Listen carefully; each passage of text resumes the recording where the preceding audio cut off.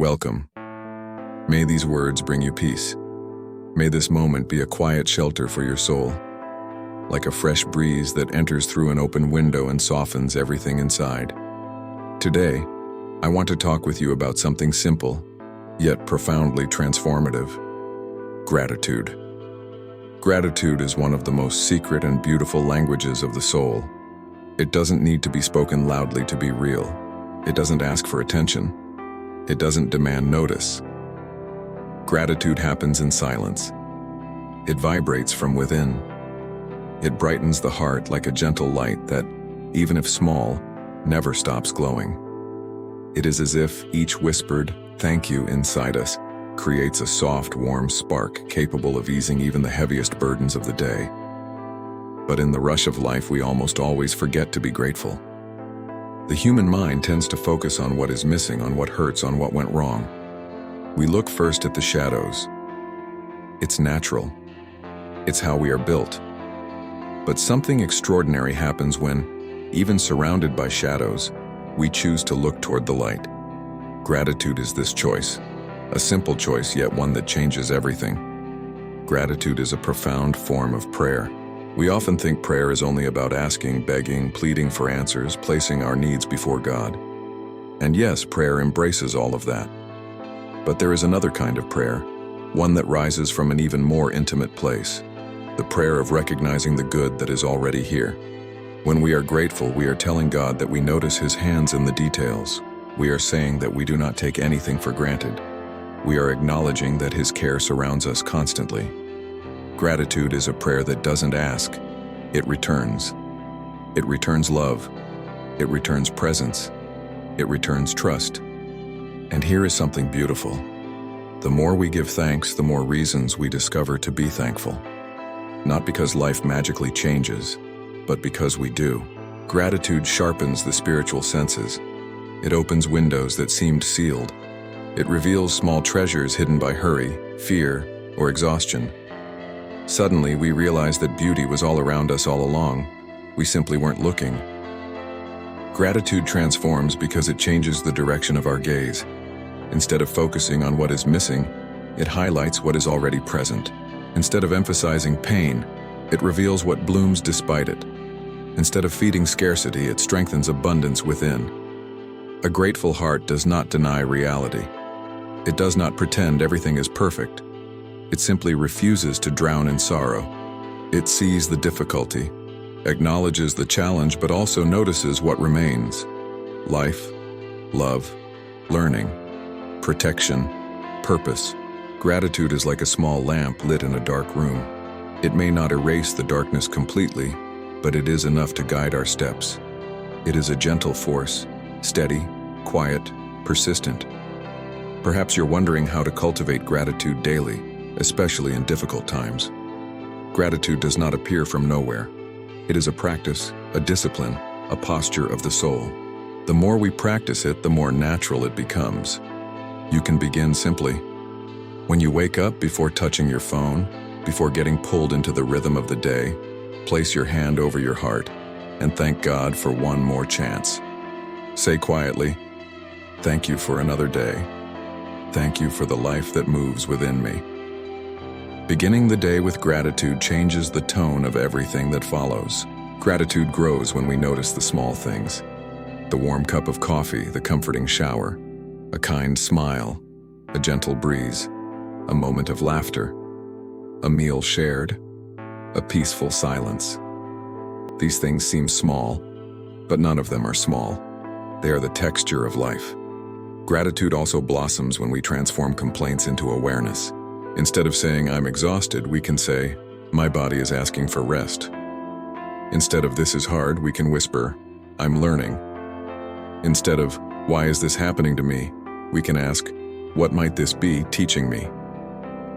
Gratitude begins when we change the way we interpret life. And one of the most powerful ways to cultivate gratitude is to write. Writing opens a space inside us. When we put on paper the things we are grateful for, no matter how small, clarity comes, light comes. The soul organizes itself. Over time, the mind learns to search for good moments throughout the day, simply because it wants to record them. This is training for the eyes and training for the heart. At night before sleeping, reviewing the day with gratitude is another sacred gesture. It's a soft closing, a gentle farewell to the hours that pass around, a way to ease the mind and rest the soul before sleep. Gratitude also extends to the people around us. When we remember someone with gratitude, whether easy or difficult, something inside us heals. There are people who bring comfort, others who bring lessons, others who bring challenge. All in algum nivell, moldum quem somus. Gratitude does not mean agreeing with everything or accepting injustices. It simply means acknowledging that every relationship carries meaning.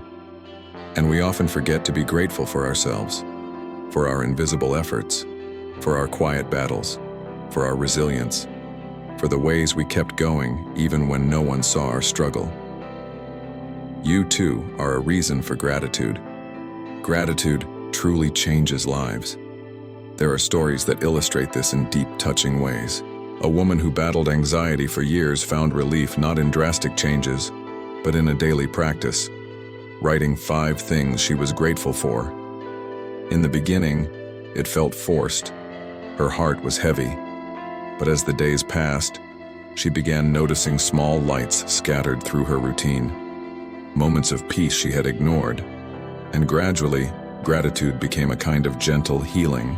Another story tells of someone who lost a deeply loved person. The grief was overwhelming. Life felt hollow. Until one day someone told him, "Be grateful for what you lived, not only for what you lost." And something inside him shifted. He began to thank God for the memories, the laughter, the shared years. The pain didn't vanish. It transformed. It became love instead of longing, light instead of shadow. There are also those who faced financial struggles, fear, uncertainty, yet they chose to be grateful for what they still had. Their health, their friends, their courage, their ability to try again. And gratitude gave them clarity to find solutions. It opened doors within them long before doors opened outside. It wasn't luck. It was inner transformation. Gratitude works like this. It doesn't change only the results, it changes the person first. And when the person changes, life follows. When gratitude becomes a way of living, the heart grows lighter. It complains less. It trusts more. It breathes better. It becomes more open, more tender, more at peace. Gratitude is the firm ground where serenity rests. And now, to close this moment, I invite you to a brief guided gratitude practice. If possible, gently close your eyes. Take a slow, deep breath. Feel the air entering and leaving your body. Allow your mind to settle. Let your shoulders drop. Let the tension melt a little. Now bring to mind 3 things you are grateful for today. Just 3. They can be simple. A moment, a gesture, a memory, a feeling, a person, a whisper of peace. Hold these 3 images close to your heart. Let them warm you from the inside, and then silently repeat, "Thank you for my life. Thank you for everything that brought me here. Thank you for everything I will live." Feel the calm rising slowly within you. Feel the presence of gratitude filling the quiet spaces of your soul. Feel the peace that gratitude always brings, a peace that does not depend on circumstances, but on connection with the divine, with life, with love. Gratitude is the language of the soul, and when the soul is grateful, the entire world around it changes color. May you walk forward in peace, and may gratitude continue beside you, illuminating your steps, one small gesture at a time.